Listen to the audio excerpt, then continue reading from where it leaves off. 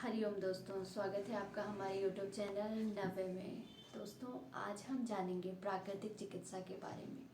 प्राकृतिक चिकित्सा, जैसे कि आपका नाम से ही पता चलता है कि प्रकृति से जो हमें चीज़ें मिलती हैं उनके द्वारा हमें चिकित्सा करनी है। चीज़ें मीन्स कि तत्व जिसको बोलते हैं, पृथ्वी से हमें क्या क्या चीज़ें मिली हैं, तो वो है सबसे पहले आपका आकाश।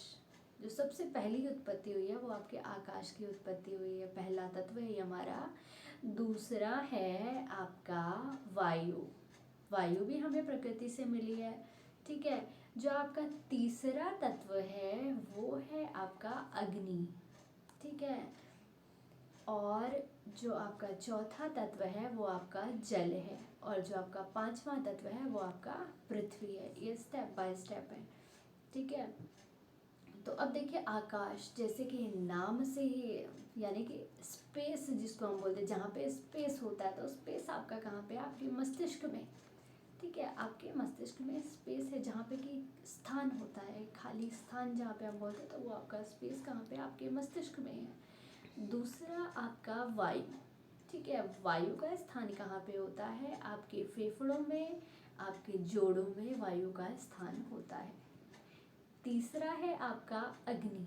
तो अग्नि का स्थान कहाँ पे? अग्नि का स्थान है आपके उदर में, यानी कि आपके स्टमक में, ठीक है। चौथा है आपका जल। जल का स्थान कहाँ पे? आपके रक्त में, ठीक है। तो रक्त में, क्योंकि वो लिक्विड फॉर्म में होता है, इसीलिए रक्त में है आपका जल, ठीक है। और आपका पांचवा कौन सा है? पृथ्वी। पृथ्वी देखिए कि जो आपका मांस है, जैसे जैसे मांस बनता है ना, तो वो आपका किसकी वजह से बनता है? पृथ्वी तत्व की वजह से। यानी कि जो आप आहार लेते हैं, ये जो आप खा रहे हैं, वो कहाँ से आ रहा है? आपका पृथ्वी से आ रहा है ना।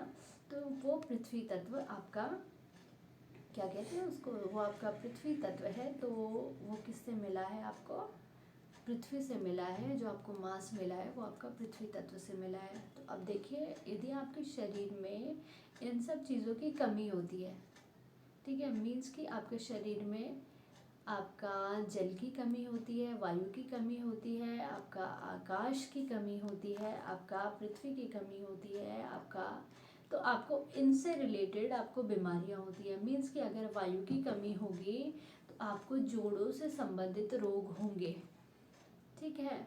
फेफड़ों से संबंधित आपको रोग होंगे। पृथ्वी की अगर कमी होगी तो आपके शरीर में क्या होगा कि मांस में कौन से आपके जो चर्म रोग आपको होंगे, ठीक है। यानी कि बाहर में जो आपका मांस होता है, जो आपका हड्डियों के बाद आपका मांस होता है, तो आपको चर्म रोग हो सकते हैं पृथ्वी तत्व की कमी होने पर, ठीक है। जल की कमी होती है तो ब्लड में बोलते हैं ना कि इन्फेक्शन वगैरह हो सकता है, ठीक है। तो आपको क्या करना है कि इनके द्वारा ही, अब रोग जब हमें इससे मिले हैं, ठीक है, यानी कि इन सब की जब कमी हो रही है, तो उस हिसाब से हमें चिकित्सा भी किससे करनी? इन्हीं सब चीज़ों से चिकित्सा करनी है। तो हम आकाश के लिए कौन सी चिकित्सा करते हैं? आकाश के लिए करते हैं हम आपका उपवास, ठीक है। आकाश तत्व के लिए हम उपवास करते हैं, ठीक है। दूसरा है आपका वायु।